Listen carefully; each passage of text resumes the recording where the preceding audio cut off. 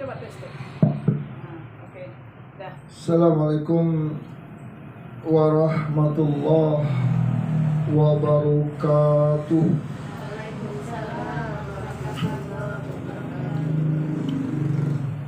Innal hamdalillah nahmaduhu wa nasta'inuhu wa nastaghfiruh wa na'udzu billahi min shururi anfusina wa min sayyiati a'malina may yahdihillahu fala mudhillalah wa may yudlilhu fala hadiyalah. Ashhadu an la ilaha illallah wahdahu la syarikalah wa ashhadu anna Muhammadan abduhu wa rasuluh alladzi la nabiyya ba'dah. Faqala Allah ta'ala azza wa jalla fi kitabil karim, ya ayyuhalladzina amanu taqullaha haqqa tuqatih wa la tamutunna illa wa antum muslimun. Ya ayyuhan nasu taqu rabbakumul ladzi khalaqakum min nafsin wahidah wa khalaqa minha zawjaha wa batta minhuma rijalan katsiran wa nisaa'a wattaqullaha alladzi tasaaluna bihi wal arham innallaha kana 'alaikum raqiba. Ya ayyuhalladzina amanu taqullaha wa qulu qawlan sadida yuslih lakum a'malakum wa yaghfir lakum dunubakum wa may yuti'illaha wa rasulahu faqad faza fawzan azima. Puji dan syukur marilah kita ucapkan kehadirat Allah Subhanahu wa ta'ala yang masih memberikan kita kesempatan untuk menikmati nikmat Allah yang begitu banyak. Allah masih berikan kita nikmat iman, nikmat Islam, nikmat sunnah. Kita bisa berada di atas sunnah. Ini merupakan nikmat yang sangat besar yang harus kita syukuri, karena Allah sudah menerangkan dalam Al-Quran, wa may yuti'illaha wa rasulahu faqad faza fawzan azima. Barang siapa yang beriman, barang siapa yang mentaati Allah dan Rasulnya, sungguh-sungguh dia telah mendapat kenikmatan yang sangat besar. Jadi kita mendapat nikmat yang sangat besar karena bisa hidup di atas sunnah, menghiasi diri kita dengan sunnah Nabi Sallallahu Alaihi Wasallam. Semoga sunnah ini dapat kita pertahankan dengan kekuatan dan tenaga umur yang diberikan Allah Subhanahu wa ta'ala kepada kita. Salawat dan salam marilah kita tujukan kehadiran Rasulullah Sallallahu Alaihi Wasallam, kepada keluarganya, sahabat-sahabatnya, dan orang-orang yang telah mengikuti sunnahnya sampai hari kiamat. Jemaah yang dimuliakan Allah Subhanahu wa ta'ala, pada pertemuan kita perdana kali ini kita akan terangkan tentang dosa besar, kitabnya Al-Kabair, karena ini kitab penting. Ini saya terangkan juga di Radio Arisalah, udah 2 kali tamat, 2 kali pusing. Ini perlu dikasih tahu kaum muslimin.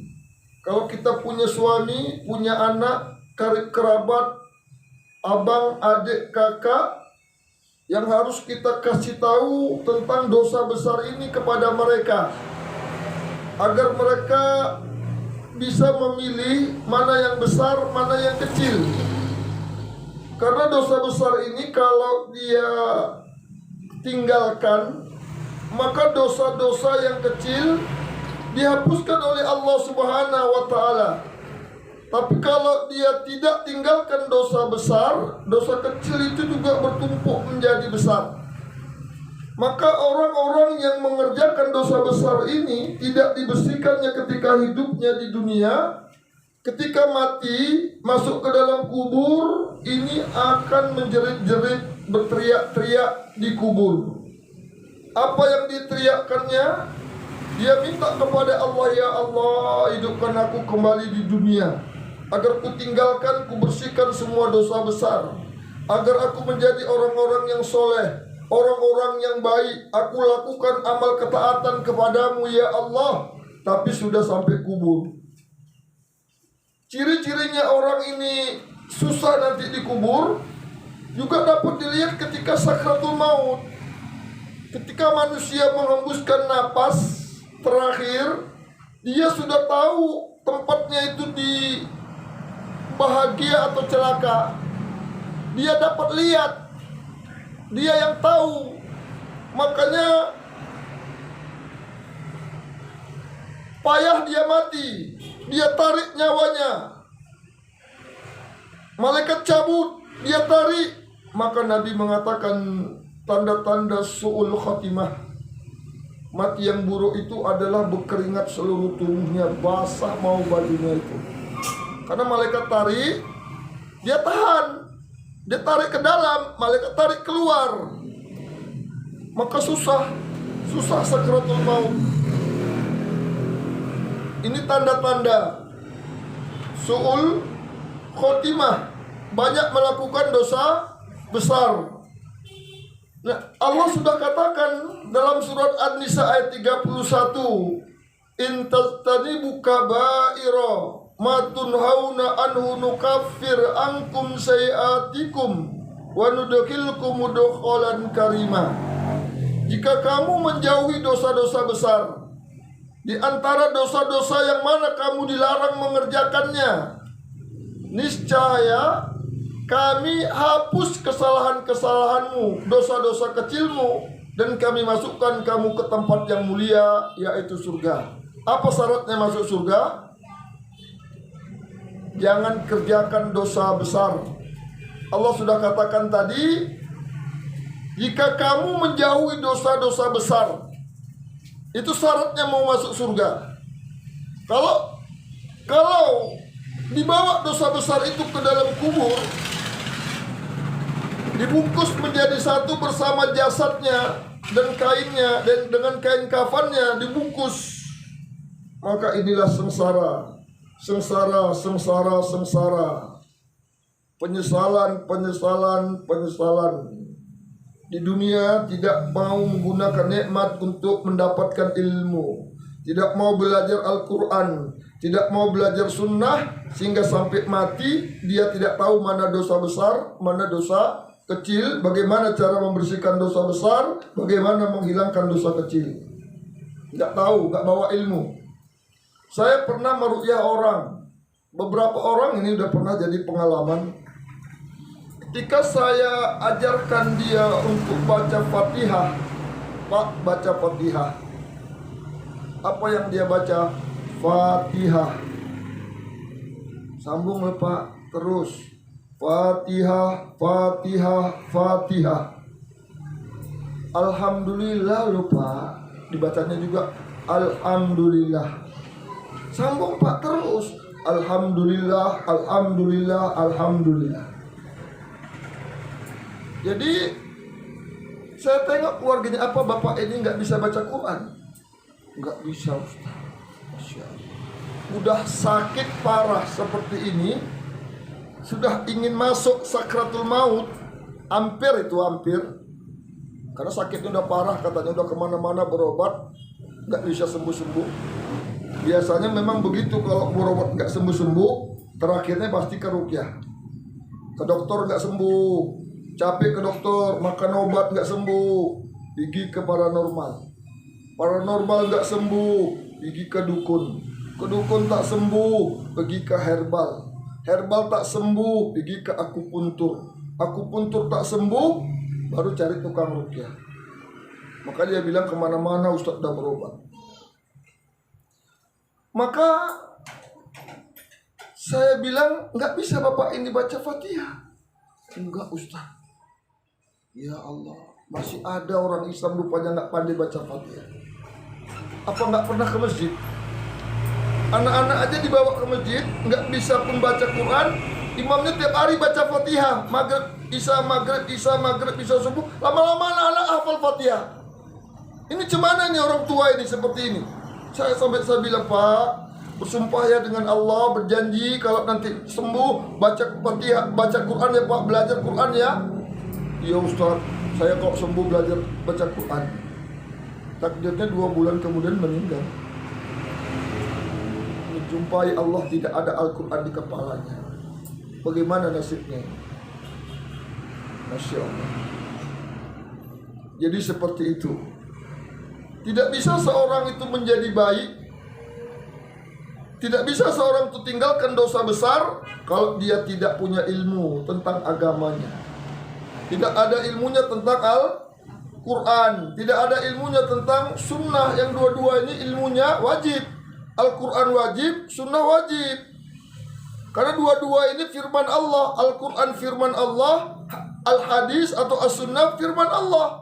Allah yang mengatakan wa antiku anil hawa in huwa illa wahyu yuha. Nabi itu tidak akan berbuat, tidak akan berkata kecuali wahyu yang diwahyukan kepadanya. Jadi seperti itu. Jadi dosa besar itu dikatakan para ulama adalah al-kabairu kullu zanbin adkhala sahibahun nar. Dosa-dosa besar adalah setiap dosa yang dapat memasukkan pelakunya ke dalam neraka. Jadi kalau kita lakukan dosa besar, kita tidak bersihkan ketika di dunia, dibawa ke kubur, masuk neraka lah kita dibersihkan. Dibersihkan di dalam neraka. Maka masuk kubur, jangan bawa dosa besar. Nah, kalau dosa kecil, dihapuskan oleh Allah dengan syarat tinggalkan dosa besar. Berikutnya, dalam kitab Fathul Bari diriwayatkan dengan sanad yang sahih, Nabi mengatakan dosa besar itu adalah kullu zanbin.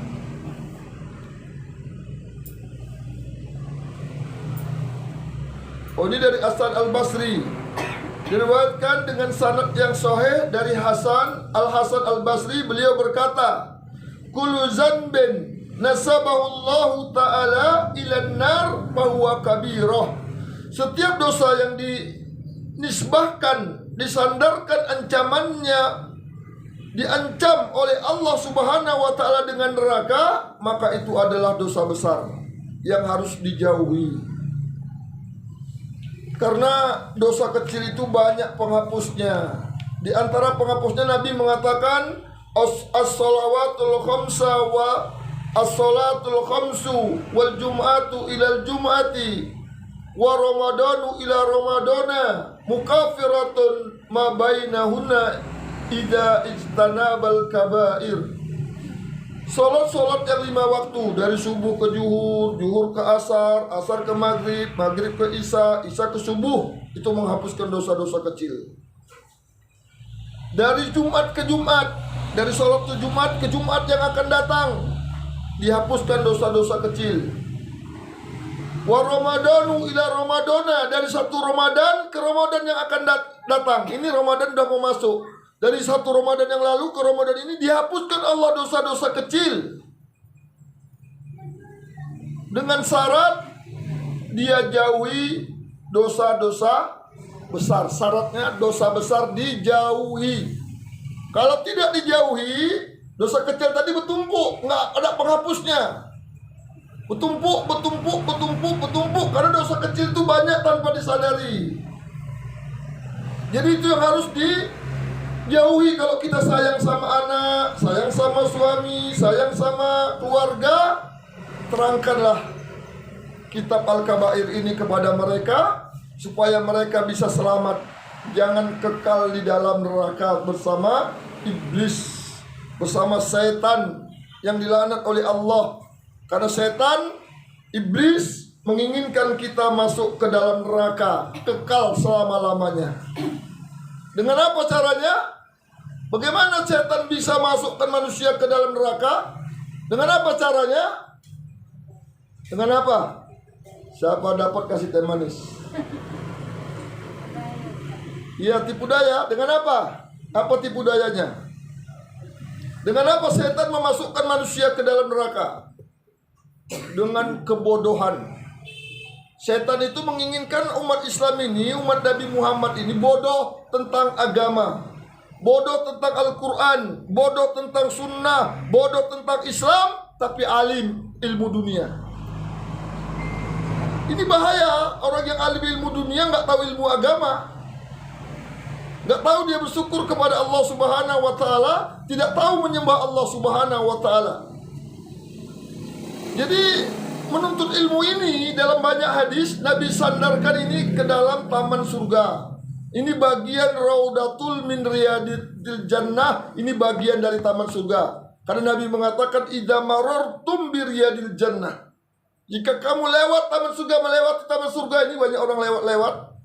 Nampak taman surga seperti orang ngaji ini, fartau, mampir, singgah. Sahabat semuanya heran. Kenapa sudah ada taman surga di dunia ini? Semua yang hadir serentak, ma hiya riyadul jannah ya Rasulullah. Apa taman surga itu ya Rasulullah? Nabi mengatakan majlisul ilmi, majlis ilmu pengetahuan. Tapi kaum muslimin, cobalah manusia hari ini menghadiri majlis ini lemah semangatnya. Kenapa? Setan buat lemah. Udah hari pengajian dah, pengajian lagi. Cepat kali pengajian. Mau pengajian udah mulai capek, sakit pinggang, sakit encok, sakit batuk, nanti kena corona, nggak usah ngaji, ke pajak berani, ke pesta berani, pengajian nggak berani. Itu iblis. Bodoh tentang dunia, malas sekali belajar. Kalau belajar udah ngantuk, datang ngantuk. Tapi nonton sinetron, foto, tahan habis berjam-jam. Main HP, tahan berjam-jam. Tahan nengok. Masya Allah.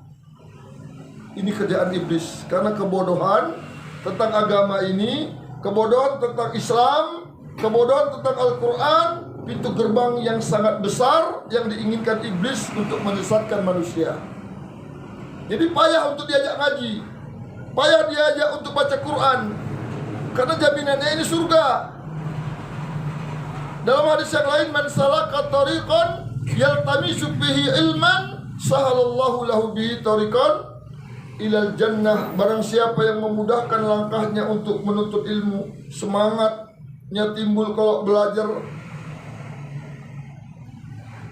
dia fasilitasi pengajian, mudah dia datang pengajian, semangat, sahalallahu lahu bihi tariqan ilal jannah, maka Allah akan mudahkan jalannya menuju surga. Jadi menuju surga itu diraih dengan nuntut ilmu. Tapi masuk neraka diraih dengan kebodohan. Saya pernah ngajar juga di penjara Tanjung Kusta. Napi-napi itu saya hajar kajian. Karena di penjara itu ada juga masjid. Napi-napi yang mau baik belajar di situ.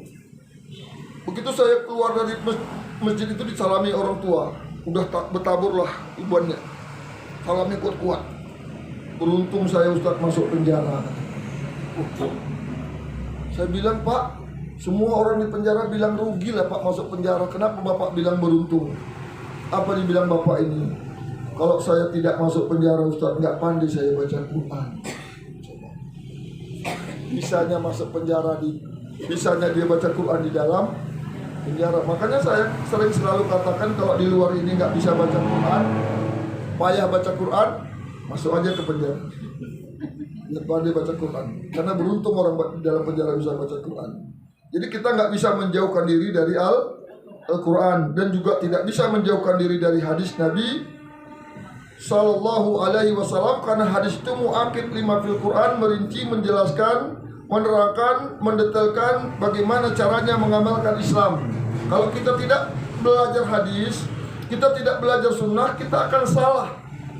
Ini kejadian juga waktu saya meruqyah baru-baru ini. Saya meruqyah istrinya. istrinya yang sakit. Suaminya bilang, Ustaz, saya berzikir Ustaz. Nah, zikir apa Bapak? La ilaha illallah 2000 kali Ustaz. Cuman Bapak cara zikirnya? Saya bayangkan 3 di sini Ustaz makan. La ilaha illallah, la ilaha sampai 2000 kali. Iya. Ada 3 makam di dada saya Ustaz. Saya bilang makam setan, makam iblis itu Pak. Marah dia.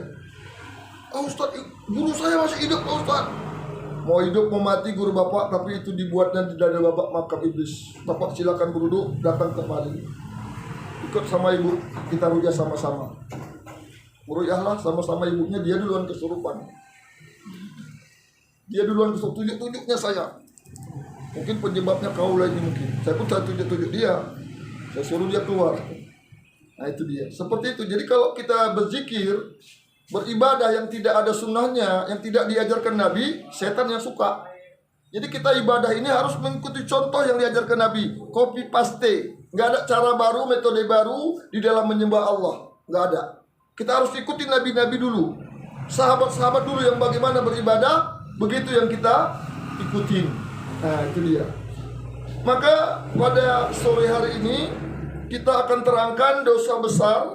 Yang pertama adalah menyekutukan Allah, yaitu perbuatan syirik. Ini target iblis. Perbuatan syirik ini target iblis. Karena semua kemaksiatan ujung-ujungnya juga syirik. Tidak ada kemaksiatan, dosa-dosa kecil nanti ujungnya syirik. Semua dosa besar itu juga ujungnya syirik. Kalau belum berbuat syirik, setan dan iblis itu tidak senang. Makanya iblis-iblis itu utus rasulnya ke dunia. Diutus rasulnya. Jadi rasul ada 2. Ada Rasulullah, ada rasul iblis, rasul setan. Ada utusan Allah, ada utusan setan. Kalau utusan Allah, para nabi, para anbiya, para rasul. Kalau utusan iblis, itulah dia para dukun. Dukun itu rasulnya iblis. Karena dia yang mengajarkan manusia tentang perbuatan syirik. Dia yang mengajarkan manusia untuk menyembah selain Allah. Dia yang mengajarkan manusia untuk minta kepada selain Allah. Sebagaimana Rasulullah mengajarkan menyembah kepada Allah. Bagaimana meminta tolong kepada Allah. Iyyaka na'budu wa iyyaka nasta'in. Rasul iblis mengajak iyyaka na'dukun. Minta tolong kepada dukun. Nah, ini dia. Entah cemana pikiran orang kok bisa hanya minta tolong kepada dukun. Minta rezeki, minta macam-macam. Padahal dukunnya sakratul apa juga Senin Kamis rezekinya. Kalau bisa mendatangkan rezeki dukun, tentu rezeki dia yang ditambahnya. Masa rezeki dia nggak boleh, rezeki orang boleh. Nah, ini dia. Nah, jadi makanya kita harus pintar. Jadi orang yang nggak ke dukun, karena dia belajar tauhid, tahu dilarang Allah, dia selamat. Maka syirik perbuatan yang sangat berat. Yang mengatakan berat ini Allah. Yang pertama dalam Al-Quran, Allah terangkan dalam surah An-Nisa ayatnya yang ke-48. Allah katakan, Innallaha la yafiru ayyusroka bih wa yafiru maduna dzalika liman yasha. Sesungguhnya Allah tidak akan mengampuni dosa syirik. Jadi kalau dosa syirik itu dibawa ke dalam kubur, Allah tidak akan ampuni, tidak akan maafkan. Dan dia wa yafiru maduna dzalika liman yasha, dan Allah mengampuni segala dosa selain syirik bagi siapa yang dia kehendaki. Jadi dosa selain syirik kalau dibawa ke dalam kubur itu ada ampunan. Tapi kalau dosa syirik udah ada. Makanya kalau kita sayang sama keluarga, jangan kerjakan perbuatan syirik ini, karena ini dosa yang sangat bahaya. Nggak sampai doa kepadanya. Tengoklah makanya orang-orang yang berbuat syirik itu kalau sakratul maut susah. Tengoklah kalau dukun mati, orang-orang yang ke dukun, orang-orang yang punya ilmu jin, lihat kalau sakratul maut itu jadi pelajaran bagi kita. Nah, jadi pelajaran lihat sakratul mautnya susah. Seperti itu. Yang kedua, Allah juga terangkan dalam surah Al-Maidah ayat 72. Innahu may yusyrik billah faqad harramallahu alaihil jannah wa ma'wahun nar wa malil zalimina min ansor. Ini tandanya Allah sangat benci kepada perbuatan syirik, diancam 3 ancaman yang sangat berat dalam satu surat. Kalau dibuat tanda parkirnya 1, tanda dilarang parkir 1, itu artinya kan cuma 1. Ini kalau 3 tanda parkir dempet, tandanya apa itu? Oh, jangan coba-coba. Ini Allah larang, ancamannya 3. Yang pertama apa kata Allah? Innahu, barang siapa sesungguhnya, barang siapa yang berbuat syirik kepada Allah, may yusrik billah faqad haramallah alaihil jannah, sungguh-sungguh Allah haramkan atasnya surga. Ini bukan kalimat biasa, tulisannya ini pakai qad. Kalau qad setelahnya fi'il madhi, artinya pasti, sangat dekat. Waduh, ini ancaman bukan main-main. Makanya kita disuruh belajar. Ini ancaman keras dari Allah. Sungguh-sungguh Allah haramkan atasnya surga, bukan main-main. Nggak mungkin dia masuk surga. Maka para dukun itu tak mungkin masuk surga. Ya Allah ya Rahman. Makanya di dunia dia marah sama kita, nanti di akhirat dia nyesal. Ada juga yang tobat di dunia, berjumpa, berdialog, ada juga yang tobat. Seperti itu. Nah, ini pakai qad, artinya pasti. Sama dengan sholat, kodoko mati sholat, artinya pasti ditegakkan sholat. Mana boleh tidur-tiduran lagi, udah kayak gitu pakai qad. Mana boleh lamas-lamas, duduk-duduk, nggak boleh, berdiri cepat, berdiri. Ini Allah katakan pasti Allah haramkan atasnya surga. Wa ma'wahun nar, yang pantas baginya neraka. Wa malil zalimina min ansor, tidak ada penolong bagi orang-orang yang mati berbuat syirik. Jadi ini dosa yang berat, yang harus dijauhi. Kalau kita sayang sama anak, sayang sama suami, sayang sama keluarga, diajarkan kepada mereka kitab Al-Kabair ini. Dibeli kitabnya, ada juga di Play Store, di download di Google, bacakan satu persatu kepada mereka. Karena ini kitab sangat penting. Imam Az-Zahabi mengumpulkan dosa-dosa besar ini, susun dari Al-Quran, dari hadis, itu berbulan-bulan. Kita tinggal baca, sangat mudah. Terangkan, nah ini dosa besar syirik, nggak boleh nak ke dukun, nggak boleh minta ke kuburan, nggak boleh nak. Terangkan semua yang syirik. Syirik itu banyak jenisnya, bukan dukun aja syirik. Tawaf ke kuburan juga syirik. Dikubur syekh, orang minta-minta dikubur keliling. Barang siapa 3 kali datang ke Besilam, sama pahalanya dengan 1 kali umroh, katanya. Kan gila itu orang. Nggak ada yang lebih gila dari itu, coba. Perbuatan syirik disamakan dengan pahala umroh. Perbuatan dilarang, nggak boleh kita kuburku. Pusing-pusing tawaf itu ibadah yang boleh di Ka'bah. Di rumah aja tawaf nggak boleh. Maka orang-orang yang minta ilmu hitam itu, dia tawaf di rumahnya keliling 7 kali. Tawaf kepada selain Allah itu dosa besar. Saya pernah juga dapat pengalaman. Ikhwan kita jualan jamu, didatangi sama tukang jamu lain. Tukang jamu itu keliling-keliling di tempat tukang jamu dia. Terus lama-lama yang jualan jamu ini sakit. Panggil saya meruqyahnya. Dia orang Mencirim, saya orang Tanjung Merawah. Jarak tempuhnya coba dibayangkan itu. Kalau kita dipanggil ke Mencirim, saya datang ke sana, saya ruqyah. Nggak bisa jalan ibu itu, merangkak aja di mana-mana di rumahnya. Nggak bisa jalan, nggak bisa diberdirikan kakinya. Setelah diruqyah bisa berdiri, bagus. Pulang saya, ditelepon lagi Ustadz, istri saya balik lagi seperti semula. Nggak betul ini kalau udah gini, saya bilang. Saya ruqyah lagi bagus. Saya ajari mereka meruqyah dengan cara yang baik. Saya suruh minta sama Allah, tunjukkan Ya Allah, tunjukkanlah. Caranya ada dalam mau tidur itu diajarkan sama dia berwudu, baca Al-Quran, minta sama Allah, ya Allah tunjukkanlah jin-jin yang mengganggu tubuhku ini dalam mimpiku, berikan aku untuk membunuhnya. Karena udah bolak-balik, saya bolak-balik di telepon seperti itu. Maka diajarkan seperti itu, jumpa dalam mimpinya dibunuhnya.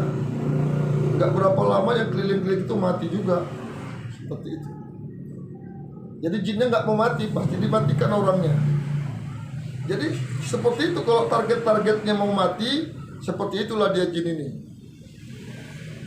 Jadi seperti itu gangguan jin, gangguan sihir.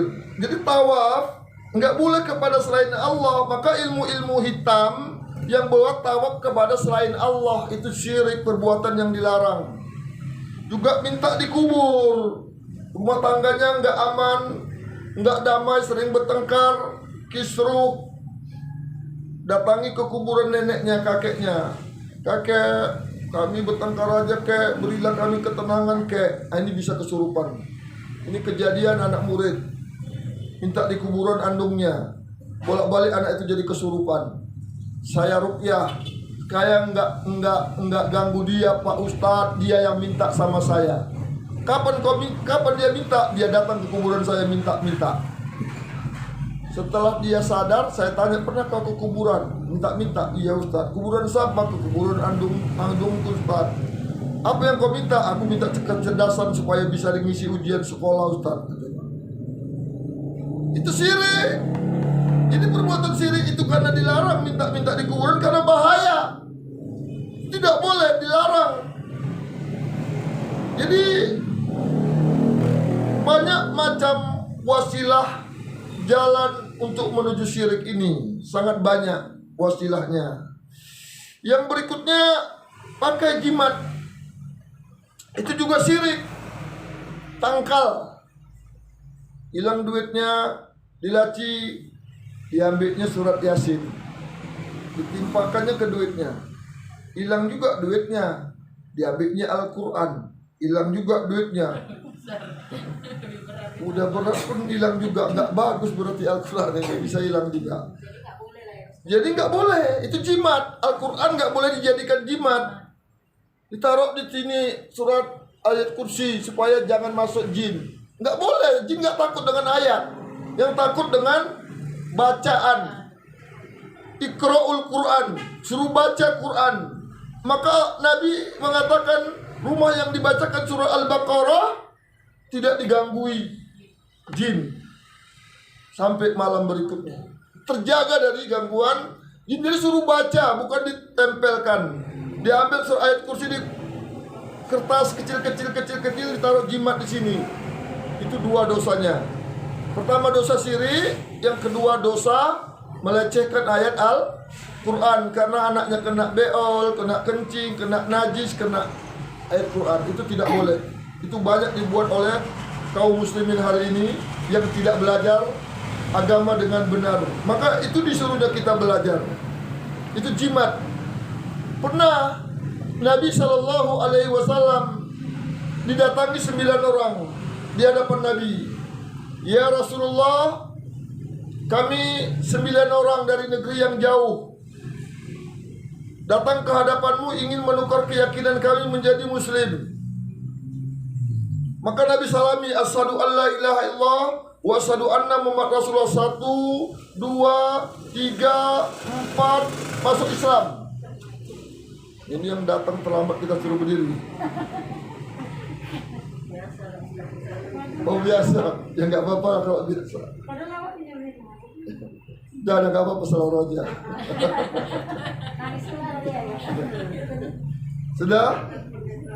Jadi Nabi sadarkan sampai yang ke-9 Nabi tarik tangannya.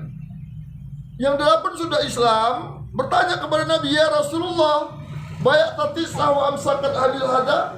Ya Rasulullah, kami 9 orang ingin masuk Islam. Kami 8 sudah kamu Islamkan. Kenapa teman kami ini tidak kamu Islamkan? Kata Nabi, fa'alahi tamimah. Pada badan orang ini ada jimat, ada tamimah. Jadi kalau yang ada jimat, Nabi tak mau Islamkan.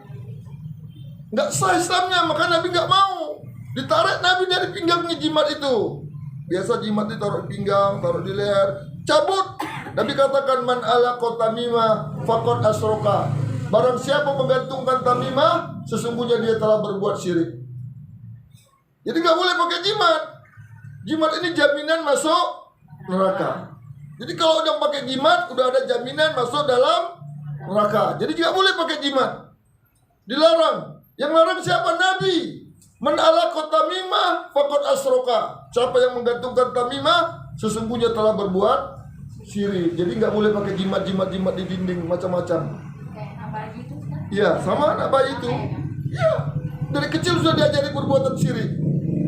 Siapa yang berdosa? Orang tuanya, anaknya nanti jadi idiot, jadi sakitan, jadi payah ngapal, payah untuk menerima kebaikan. Karena udah ditempati jin. Jadi jangan ditaruh. Tidak boleh. Yang dilarang Nabi itu tidak bagus. Dilarang mencuri tak bagus. Dilarang merampok tak bagus. Dilarang berzina tak bagus. Dilarang kedukun tidak bagus. Nabi katakan man ata arafan au kahinan fasaddaqau bima yaqul faqad kafara bima unzila ala Muhammad. Barang siapa datang ke dukun atau datang ke orang pintar, fasaddaqau bima yaqul, dia ikuti omongan dukun itu, sesungguhnya dia telah ingkar dengan ajaran yang dibawa Muhammad. Jadi udah ingkar. Jadi nggak diterima Islamnya. Kita udah Islam baru pakai jimat. Innalillah. Gitu banyaknya orang pakai jimat hari ini. Saya sudah banyak kali dapat keris-keris benda pusaka dari Cipedak Lobang. Nanti kalau mau dilihat sudah saya bakarin, ada di foto kita ini. Berbagai macam keris, berbagai macam jimat yang kita jumpai. Jadi harus dibersihkan karena Islam itu menjaga 5. Yang pertama, Islam menjaga agama. Segala yang merusak agama. Yang merusak agama ini bisa bid'ah, bisa syirik, bisa maksiat. Itu dirusaknya agama. Juga Islam menjaga keturunan. Segala yang merusak keturunan di dalam Islam, di dalam haram. Berzina, selingkuh, merusak keturunan, nggak jelas, itu haram. Islam menjaga harta. Segala yang merusak harta hukumnya haram. Mencuri, pinjam tak dibayar, macam-macam lah yang merusak harta, merampok, itu haram. Islam menjaga jiwa. Segala yang merusak jiwa, membunuh, haram. Islam menjaga kehormatan. Segala yang merusak kehormatan dalam Islam hukumnya haram. Ghibah, fitnah, caci, itu dalam Islam dilarang.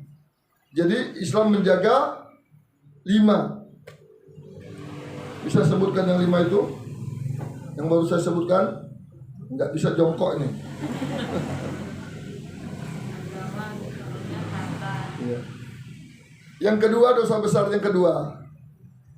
Itu banyak lagi pembahasan tentang. Sampai jam berapa kita nih? Seperti biasa jam berapa? Ada yang datang belakangan dia sendiri. Ya nggak apa-apa Bu, nggak apa-apa. Alhamdulillah udah bisa datang.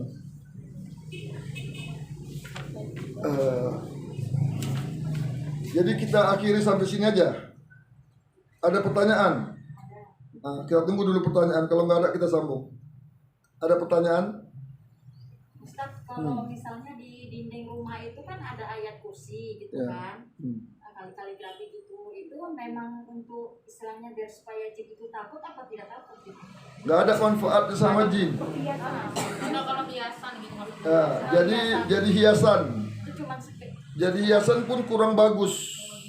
Saking cantiknya dia jadi hiasan nggak bisa dibaca. Jadi kayak kaligrafi besar-besar gitu. Di masjid, saking cantiknya bagus, semua bilang tulisannya indah, suruh baca nggak bisa karena cantiknya. Jadi Al-Quran itu untuk dibaca, Iqra, suruh baca. Yang takut jin, yang takut setan, dibaca Al-Quran. Rumah yang dibacakan Al-Quran, apalagi kita doakan, ya Allah, jadikan bacaan Quranku ini membakar semua jin yang mengganggu di rumahku. Terbakarlah semua. Jadi nggak ngaruh ya Ustaz? Enggak. Jadi kalau kita misalkan memajang itu gimana Ustaz hukumnya? Oh, itu Maksudnya memajangnya tadi maksudnya itu bukan untuk jimat. Maksudnya memang udah ada kaligrafi di rumah-rumah itu gimana Ustaz? lebih baik dihindari. Diturunkan atau Turunkan lebih bagus. Karena jangan dijadikan hiasan. Jadi orang tuh tulis di Mekah Ustaz, ya orang biarlah tulis. Kita jangan tulis karena kemuliaan Al-Qur'an, nanti tai cecak pun berak di situ. Jadi bagusnya Al-Qur'an jangan jadikan hiasan. Hiasan tuh jadi zina, jadi pajangan. Yang boleh gambar pemandangan, gambar bunga, taruh boleh, silakan. Tapi jangan kalau lebih baik, kalau ditanya lebih baik, nggak bagus ditaruh dipajang, karena dia bukan jadi perhiasan. Yang bagusnya dibaca, taruh selembar, baca, dihafal, besok ganti lagi, bagus. Taruh 5 ayat, tulis, baca, hafal, ganti besok, lebih baik. Saya dulu ngapal begitu, di jendela saya taruh waktu saya muda-muda. Asal tengok jendela baca, tengok jendela sana baca hadis, tengok jendela sini baca Quran, habis ganti lagi, lama-lama hafal banyak. Nah itu dia, jangan nengok jendela menung-menung, teringat muda, teringat itu gak bagus, bisa masuk setan. Nah, khayal seperti itu. Ada yang lain? Jadi gimana Ustaz kalau misalnya kan ini saya pernah lihat ya kan, kalau yang berziarah itu ke makam wali itu syirik juga Ustaz. Iya. Syirik. Iya, nggak boleh kita berziarah boleh, tapi ada adab. Adab-adab berziarah ada. Kita mau berziarah boleh, tapi jaga adab. Artinya nggak boleh duduk di kuburan. La tajlisu alal kubur, nggak boleh duduk di kuburan. Nggak boleh kita duduk-duduk pakai tikar makan-makan pula kayak camping. Nggak boleh. Ada orang makan-makan duduk-duduk, ada duduk-duduk di kubur. Nggak boleh di beton kuburan. Masuknya ada aturan, ada adab-adab yang diajarkan oleh Islam. Silakan datang ke kubur. Nabi datang ke kubur, ziarah dia malam-malam ke kuburan. Karena mengingatkan kita kepada kematian. Silakan seperti itu. Ada yang lain? Kalau yang sudah dibikin kuburannya nggak Kalau sudah dibikin, kalau kita mau sepakat sama keluarga, nggak jadi masalah keluarga, bongkar aja, buang. Cuma patok aja lah. Nah, jadi dibuang. Lihat kuburan raja-raja di Saudi tak ada yang berbatu. Termasuk kuburan Hamzah, kuburan Nabi. Oh itu kenapa kuburan Nabi itu dikamarin, di beton kamar? Karena banyak orang berbuat syirik. Datang dia ke kuburan Nabi, diambilnya segenggam, masukkannya ke kantong. Berapa juta orang datang, berapa genggam? Kemari tanahnya, pasirnya, makanya ditutup seperti itu. Lihat makam Hamzah di Uhud, mana ada dia papai? Makam Utsman di Baki, nggak ada dia papai. Padahal Utsman khalifah, nggak ada di batu. Sekarang adalah batu pecah-pecah. Kenapa ditaruh batu pecah-pecah? Supaya tidak diterbangkan angin. Di sana kalau ada angin, kadang badai angin, pasir itu terbang. Bisa pindah terbang, nampak kuburannya. Karena kuburan Uhud itu pernah dibongkar angin. Seperti itu. Jadi seperti itu. Kita nggak ada badai, kuburannya tinggi-tinggi. Kita ikuti kuburan orang-orang yang di luar Islam. Sebentar lagi kuburannya pun dikasih pernak-pernik, kasih bunga-bunga, kasih lampu-lampu, hidup-hidup pakai seriding, ngik. Tasawuf. Ya, seperti itu. Jadi jangan, kita ikuti sunnah Nabi kita. Ada aturan-aturannya dalam Islam. Ada peraturan-peraturan yang diajarkan Nabi kita Sallallahu Alaihi Wasallam. Ada yang lain? Gimana cara mengenalin orang yang diruqyah dengan ruqyah kalau dengan bahasa Al-Quran atau apa kan kalau orang awam nggak tahu Ustaz. Apakah benar secara syar'i atau enggak itu gimana? Bagaimana kita membedakan ruqyah syar'i dengan ruqyah syirki? Dukun dengan ustadz misalnya. Karena Kan sampai juga kadang baca itu. iya, karena ruqyah syirki itu ru'yah juga. Dukun itu dikatakan ru'yah, tapi ru'yah syirki, ru'yah yang salah, syirik. Apa bedanya ru'yah syirki dengan ru'yah syar'i? Kalau ru'yah syirki, syirik, biasanya dia tidak bacakan ayat-ayat Quran secara jahar, secara terang.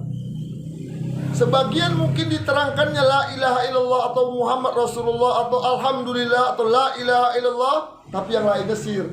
Yang sirnya itulah dia mantra. Umi-umi itu mantra namanya. Itu dia minta kepada selain Allah. Kalau ruqyah syar'i dari awal sampai akhir dia harus jelas. Karena Nabi katakan iqra'ul Quran, baca Quran, fa innahu ya'ti yaumal qiyamah syafi'an li ashabihi, karena dia akan datang di hari kiamat memberi syafaat bagi orang yang membacanya. Suruh baca. Dari awal sampai akhir baca. Jelas semua orang yang hadir dengar yang dibaca itu Al-Quran. Itu yang pertama. Yang kedua, kalau ru'yah syirki dia tanya tanggal lahirnya dan namanya. Tanggal lahir. Ini tanpa tanggal lahirnya. Ini siapa namanya, siapa nama mamanya, siapa nama bapaknya. Ini ruqyah syirki. Kalau ruqyah syar'i nggak perlu tanya namanya, nggak perlu tanya tanggal lahirnya. Yang ketiga, kalau ruqyah syirki dia gunakan ritual-ritual tertentu yang tidak sesuai dengan syariat. Dia pakai ritual-ritual tertentu, pakai ayam hitam, kakinya hitam, cucutnya hitam, bulunya hitam, taiknya hitam. Oh, di mana itu dapatnya Pak Dukun? Yang tahu saya. Maka beli sama dukun di toko dukun. Saya banyak jumpa orang-orang yang sudah kena tipu dukun, sangat banyak saya jumpai. Nah, seperti itu. Tapi kalau ru'yah syar'i dia pakai yang disenangi Nabi, pakai air zam-zam, pakai kurma ajwa, pakai madu, pakai bidara, pakai minyak zaitun, silakan, nggak apa-apa, karena yang disukai Nabi tidak disukai jin. Jadi seperti itu. Jadi nggak bisa lihat penampilan. Karena dukun-dukun juga berpenampilan seperti ustadz. Kalau ustadznya pakai jubah, pakai lobe, pakai topi, dukunnya pun pakai gitu juga. Kalau ustadznya pakai jenggot, dukunnya juga pakai jenggot. Kalau ustadznya pakai cengkrang, dukunnya juga pakai cengkrang. Sehingga dibilang orang, oh ini dukun sunnah ini. Kita ditipu, enggak. Jangan lihat. Makanya disuruh belajar. Pelajari ruqyah syar'i itu dengan baik. Sekurang-kurangnya kita bisa meruqyah diri sendiri, diruqyah anak, ruqyah keluarga. Enggak untuk keluar enggak usah, enggak apa-apa, tapi untuk keluarga Masya Allah bagus. Misalnya kalau anak kita umur setahun, masih baby, tahun ke bawah, 2 tahun, nangis malam-malam. Biasanya nangisnya jam 11 ke atas. Tinggi itu nangisnya, enggak mau diam, enggak kencing, enggak beol, enggak sakit, enggak lapar, enggak haus. Itu gangguan jin. Positif gangguan jin. Ruqyah. Banyak orang telepon malam-malam sama saya. Jam 3, jam 2. Ustaz datanglah ke rumah saya, Ustaz anak saya nangis-nangis. Aduh, di mana rumahnya? Di Tembung. Mana berani saya bukan takut. Apa takut begal saya bilang. Saya sering kok di telepon jam 3, jam 2 itu seperti itu. Kalau yang kesurupan ya saya bantulah, tapi dijemput. Saya bilang jangan naik Honda, sama-sama mati kita di jalan. Dia bilang saya nggak mau, saya bilang bahaya. Kalau nggak tunggu pagi. Nah, itu dia. Jadi kalau anaknya seperti itu saya ajarin baca Fatihah, tampung, taruhkan ke air ini, tutupnya dibuka, pakai air putih kayak gini tutupnya, dibuka, baca Fatihah. Doakan Fatihah, ya Allah jadikanlah bacaan Quranku menjadikan air ini menjadi obat yang sangat ampuh untuk membersihkan semua penyakit yang di tubuh anakku, ya Allah. Nangis-nangisnya, ya Allah, jika nangis-nangisnya disebabkan oleh jin, jadikan bacaan Quranku membersihkan semua jin yang ada di tubuhnya. Embus, baca surat ayat kursi, Doakan lagi, ya Allah, jadikan bacaan Quranku menjadikan air ini menjadi obat yang sangat ampuh untuk membersihkan semudah-mudahnya semua jin yang mengganggu di tubuhnya. Hembuslah, minumkan sama anak. Pakai bacaan bos gitu. Kalau mau pakai bidara boleh, mau pakai minyak zaitun boleh, dicampur tadi. Bacakan seperti itu. Semua ayat Quran boleh dibacakan, makin banyak makin lebih baik. Buat. Macam sakit batuk, demam gitu. Bisa. Itu aja dibaca. Ya. Fatihah sama ya. Boleh yang lain, bukti kul wallahu ahad, kulit falak, kul jurobina. Silakan ibu apa yang hafal. Minta, tapi Permisi Ustaz, menjadi tanah. oh iya nggak apa-apa. Udah datang. Nggak apa-apa. Terus seperti tapi diniatkan kalau nggak ada niatnya nggak jadi. Niat itulah dia, niat itu doa. Karena Nabi mengatakan doa silahul mukmin, doa itu senjata orang beriman. Jadi doa kan kita baca, ya Allah ya Rahman, dibacain, baca Fatihah, baca ayat kursi, baca 3 kul. Ya Allah ya Rahman, jadikan bacaan Quranku menjadikan air ini menjadi obat yang sangat ampuh ya Allah.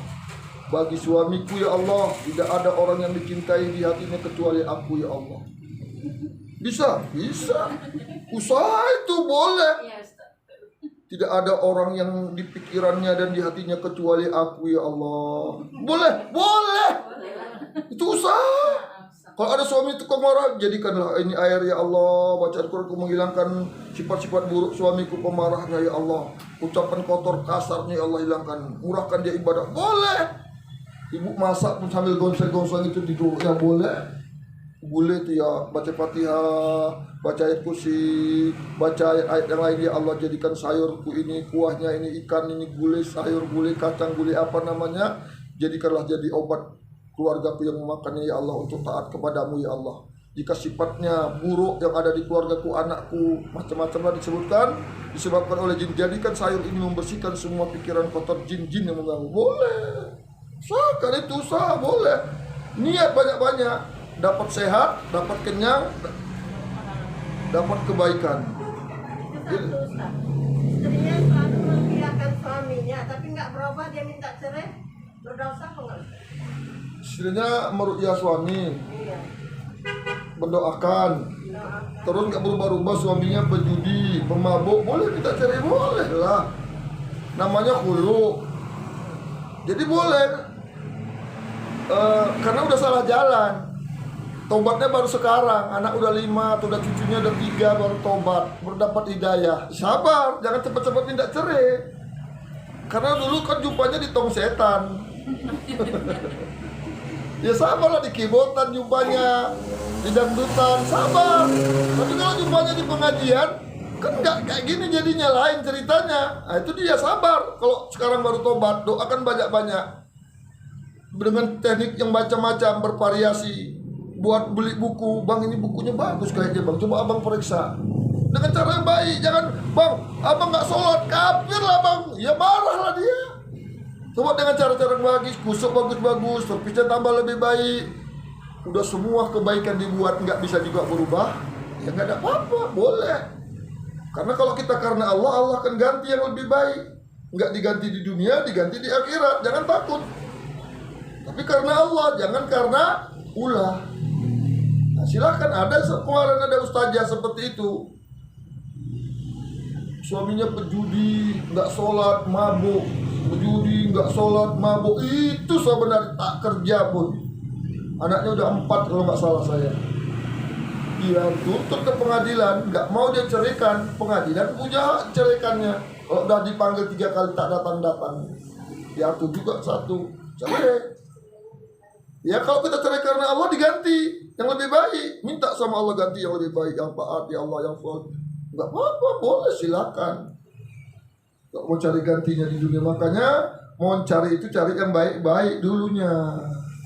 Tapi karena sudah terlanjur, ya udah sabar dulu, jangan cepat-cepat ganti, berubah dulu, cari dulu dengan segala usaha kepada Allah. Semoga dimudahkan Allah, doanya dimudahkan Allah kan lebih baik daripada minta bisa. Ada yang lain?